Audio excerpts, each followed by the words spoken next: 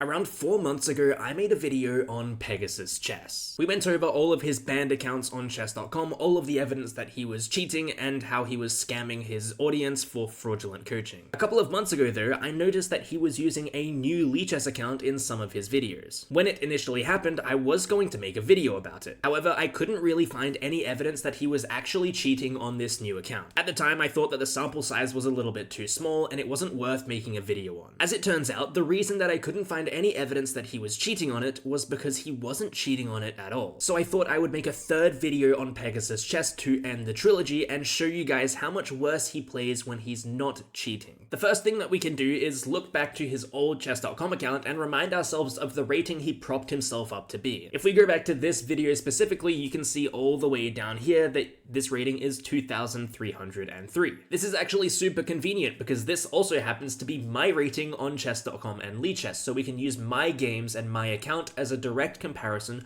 for what somebody of this skill level should look like. You might be wondering though, if his old chess.com account was 2,300, what does his new Lichess account look like? It sits at 2,135 elo, which is 165 elo lower rated than his chess.com account. For anyone lower rated at chess, I should emphasize how big of a deal a 165 elo gap really is. A lot of my viewers are in and around 2,000 elo, and they'll tell you that tilting or gaining 165 elo is no small feat. To gain or lose 165 elo, you would essentially have to lose or win 30 rapid games in a row. That's around 8 hours straight of playing chess with no time for breaks or reviewing any of your games. That's also assuming that you either win or lose every single game in your session, which is very unlikely. Rating fluctuations are completely normal though. Within a single month, it's not completely unlikely that somebody either gains or loses around 100 elo. But usually, if you gain or lose that amount of elo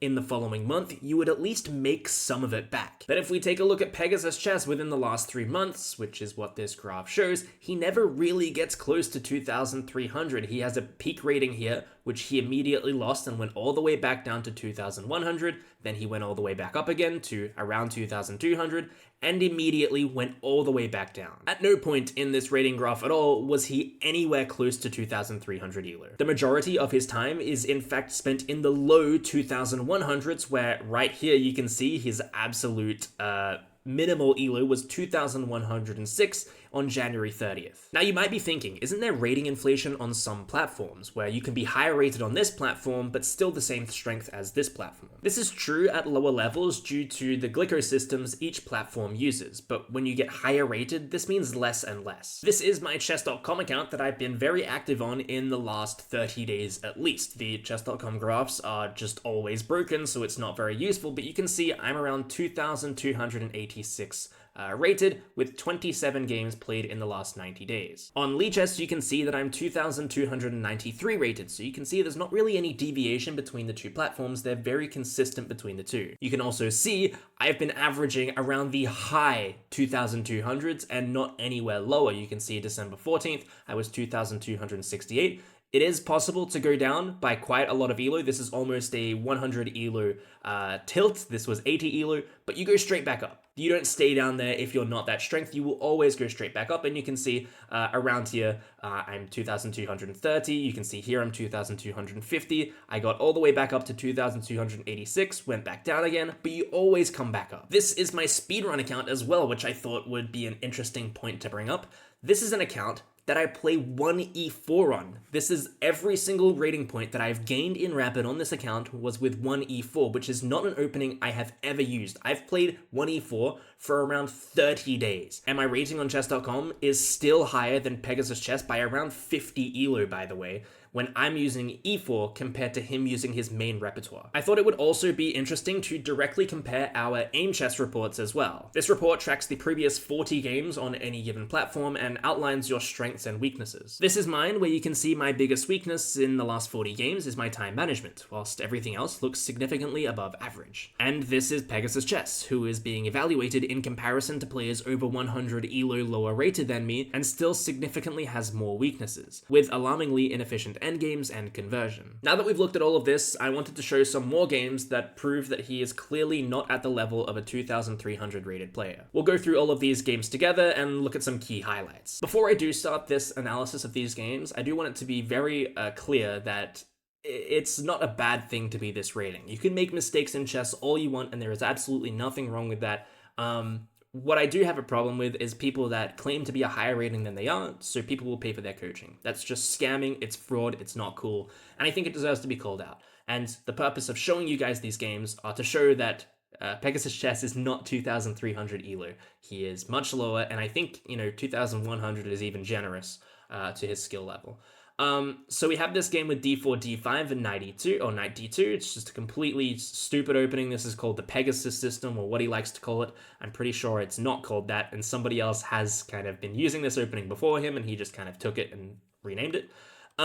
So he's got this opening, and his opponent is clearly a Slav defense player and plays c6, which allows Pegasus to transpose into the Caro-Kann. This is a direct transposition. If we go all the way back, we can see that this will end up in the exact same position as a mainline Caro-Kann. This is the main line. And anyone that is 2,300 rated should know that, what the theory is here. After their opponent plays knight f6, you should know takes is the Tartakower, takes is the Bronstein-Larsen. This is the Alien Gambit. There are plenty of options that you can play here as the white side. You shouldn't be out of theory here as a 2,300 rated player. And even if you are out of theory, you should play natural moves, right? You shouldn't be playing queen e2, straight up hanging a pawn. And queen e2 has no idea, no like real ideas, by the way. Like there is this variation where you could play queen e2, knight here, and get this checkmate. That is a variation. But I just don't understand, this, it's not like, it's not like he spent 20 seconds, how many seconds? 22 seconds on the move queen e2. It wasn't some pre-move. He just fully hung this pawn. And even if they don't take this pawn, there's no reason to play queen e2. Like, let's say they waste a move here. They can still take with the g pawn. This is not pinned. There's no real ideas here with queen e2. It just straight up hangs a pawn. So after his opponent obviously finds that pawn, he takes, plays knight f3, and I think you can all see the blunder that is going to be made here.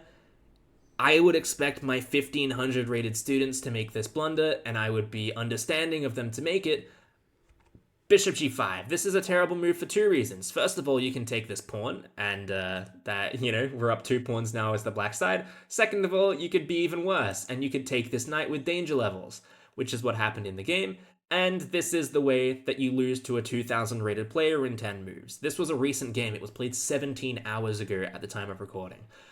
This is something that I would, if you put this in a Guess the Elo on Gotham Chess's channel, I think he would expect, he maybe would guess that you are 1,200 Elo. I genuinely think that. This is such a terrible, terrible showing for somebody that claims to be so high rated, and to me it is clear evidence that they are not that rating. Of course, we shouldn't just look at one game, we should look at some others. So we'll look at this one, which he does a little bit better in, and the kind of opening does not deviate away from the theory that he boasts on his channel. And we get this c5 setup from black against this d4, d5 structure, which is what I typically play as the black side, so I know a lot about this. And one of the ideas in this Pegasus system is to take on c5 and try to kind of reinforce it and not let black have it back. So that's what he's going to do here. Obviously, black's intention is to kind of win it back. If black can win back this pawn, typically black is going to be better, because once you win back one pawn, the rest of this side of the board kind of falls apart, or it tends to at least. So bishop b5, bishop d7, takes, and c3. So this is pretty good so far. We should actually turn the engine off on so you guys can see what's going on. But queen b5 is played. I'll be honest, at my level, if I played queen b5, my opponent is immediately playing a4. It's just the obvious move to be played.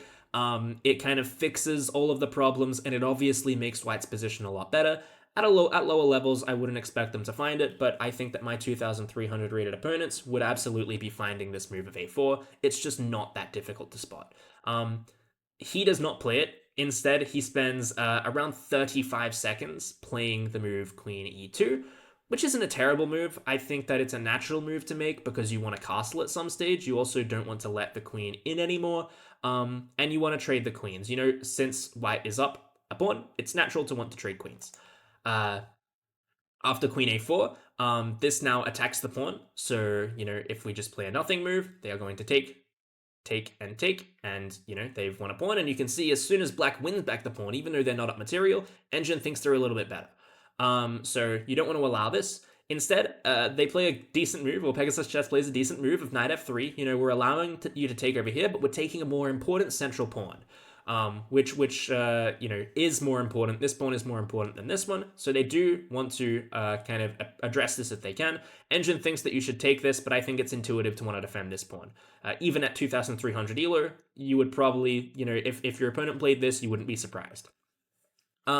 So their opponent does play knight bd7, which fixes the issue.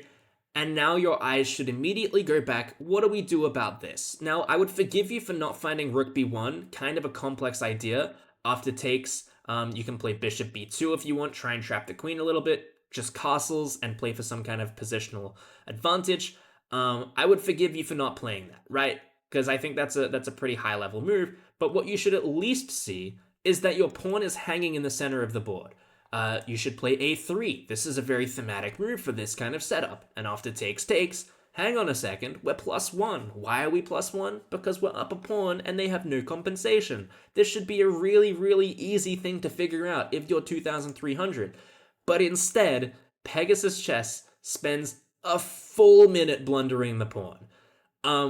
Because this queen trade is not really a queen trade because they can just take, defending their queen. You should be finding this as a 2,300 rated player. Every 2,300 rated player that I would ever play against would see that this is just a free pawn.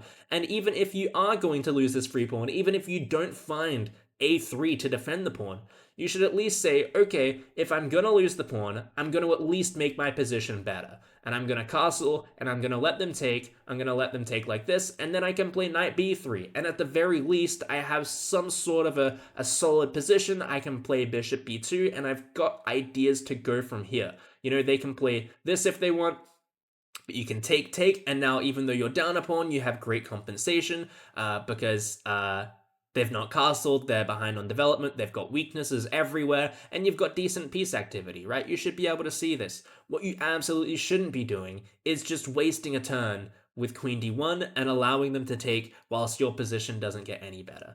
And, that's not the only mistake that was made in this game. Pegasus Chess does go -1 and loses a couple more pawns. But what's most interesting to me is that after queen b3 and queen c6, he hangs a fork. Look at the time. This is 6 minutes 52. He spends a minute hanging this fork with knight c5.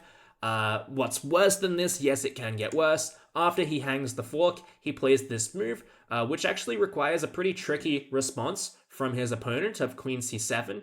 And after a move like queen b5, there is something like knight d7, and this this whole thing is going to get a little bit difficult to kind of deal with. If you takes, this rook is a little bit trapped in a couple of ways. Rook c6, this is obviously not a comfortable position for white, let alone the bishop hanging at the end of the line. So it's understandable that his opponent didn't find that. Instead, his opponent took on b3, giving him a lifeline, allows him to take, but after takes, this is so perplexing. With 5 minutes and 52 seconds on the clock, he spends a full minute blundering the exchange again. Instead of just taking this, playing this, taking this, and being in an obviously very, very equal endgame, he decides that, actually, this position is going to be better if I go down the full exchange, lose this pawn anyway, and then win this one. This is somehow going to be better, even though there's this fork at the end, which maybe you don't see, but you at least see that you shouldn't be blundering the exchange in this position for no reason whatsoever. I don't want to go through every single game on his account, but it is very, very clear to me, by not just the fact that he has not been able to pass 2,200 elo ever, or even come close to it, but just by the way that he plays, that he is not the strength that he claims to be in his videos, and he is more so the rating of a 2,100 rated player. I do want to quickly look at one of my recent losses. It's, all well and good looking at someone else's, bad games, but what about my own? I won't bore you guys with the entire game up until this point, but we get to this position out of the Queen's Indian where white is advantageous by plus 0.6, and I just simply miss a tactic, and I didn't spend too long doing it. So we can see here I danger level my opponent attacking their queen whilst my knight is under attack. After they take back with their queen, I assume that I can play this move. It was a bad assumption. It was a move that I made. You guys can see on the clock. I made it in 2 seconds. It was probably even a pre-move almost, and just a bad ping. But, you know, after g5, they can play this move of e3. And this is kind of how you would lose against a player at this level. This was against a 2,300 rated opponent. I'll quickly show my opponent on screen. This is a bad scene to do it in, actually. Let me see this one. This is a they're 2,240 elo now. They were 2,270 before. They just dropped off a couple of elos since this game. But this is what a loss looks like at this kind of level. It's not a move that you spend a minute thinking about. It's one of those that you kind of just underestimate the position and you make a blunder that loses you the game that you can absolutely not come back from. This is what a loss looks like in these kind of games. They don't happen all the time, but this is typically what it looks like if you are spending a minute on a move and, you know, spending a minute on a move in any game in rapid chess. And if that's the losing move, then you weren't 2,300 elo to begin with. I guarantee every 2,300 elo player that I have ever faced, the losing moves comes in the positions that they just underestimate and they didn't give the time to calculate. If you do give the time to calculate it, you are going to make at least a decent move. You might not make the best move, but you will make a decent one, and that just isn't the case in Pegasus Chess's games. Now, the biggest question is, why would someone of 2,100 playing strength cheat to a level just 200 elo higher rated than where they currently sit? Well, the first thing to address is that a lot of his cheating came in his live videos. It's actually the reason that I don't do speedruns on this channel at all. It's because I'm not good enough, and whenever I do a live commentary of a game, I'll make so many mistakes that it's not really educational at all. I guarantee that Pegasus Chess has tried to do these kind of speedrun videos before legitimately. He played and commentated over his game, then he went back and looked at the analysis and realized how much he misjudged the game. Once he did that, he would realize that he shouldn't post it because it's not very educational and he would have to re-record the whole video. For someone that wants to upload daily, this is a huge problem. If you have to record 5 to 10 games just to get one good one where you accurately analyzed everything and you didn't make any mistakes,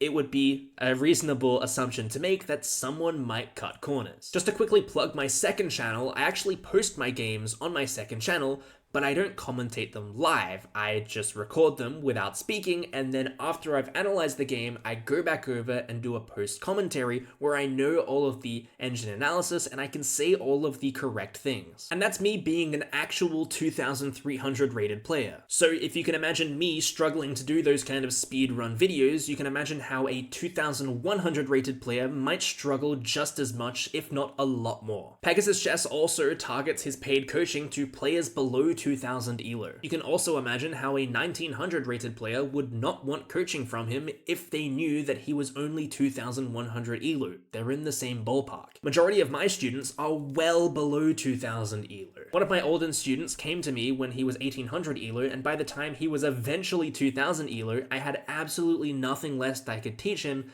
that would make him significantly better. It's only natural that a player of my rating cannot drastically improve players that are around my rating. But if you wanted to maximize the amount of money you were making through your coaching, you would just lie about your rating so people would pay for it anyway. I wanted to make this video to give you guys a better understanding of how cheating can work at the higher level of chess. Cheating does not always come in its most blatant form, and Pegasus Chess is a great example of that. The saddest part is, he could still have a successful YouTube channel if he didn't cheat. You don't need to be 2,300 elo to have a successful YouTube channel. I mean, half of the content on my channel isn't even educational. A lot of it is just topical, and you can even go to people like Apex Chess, who is around 1,000 elo, who have great YouTube channels that are very educational. The only difference is somebody like Apex Chess will make less money because their coaching is not as appealing as somebody that was 2,300 elo. So when it comes down to it, the incentive to cheat here is more money. The higher rated you are, the more money you can get, and an easy way to get higher rated without putting in much effort is to cheat. That's exactly what Pegasus Chess has done, and it's exactly why a 2100 rated player would feel the need to cheat just 200 elo above their current rating.